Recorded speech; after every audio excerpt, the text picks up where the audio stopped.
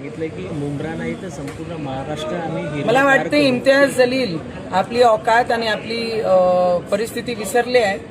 त्यांनी जे म्हटलं की सिर्फ मुंब्रा नहीं पूरी महाराष्ट्र को हरा करेंगे, छत्रपति की औलादें और छत्रपति के भक्त और उनका खून हमारे अभी भी शरीरों में दौड़ रहा है.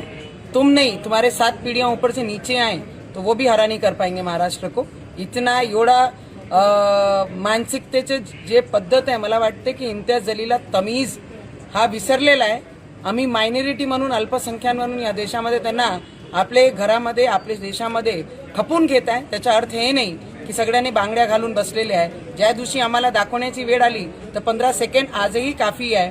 तुमच्या स्वप्नातही हिरवं करणं हा पूर्ण होणार नाही. आणि असे लोकांना ज्यांना तमीज विसरलेले आहे, जे बायांबद्दल जेही बोलतात, पत्रकार परिषद घेऊन पूर्ण महाराष्ट्राला धमकी देऊन राहिल्या की ज्या छत्रपती शिवाजी महाराजांचा महाराष्ट्र आहे त्या पूर्ण महाराष्ट्राला आपण हिरवा करू. तर तुमच्या धमक्याला आम्ही भीक सुद्धा घालत नाही. इम्तियाज जलील, लक्षात ठेवा, तुम्ही ज्या शहरात राहतात त्या शहराचं नाव संभाजी महाराजांच्या नावाने दिलेलं शहर आहे.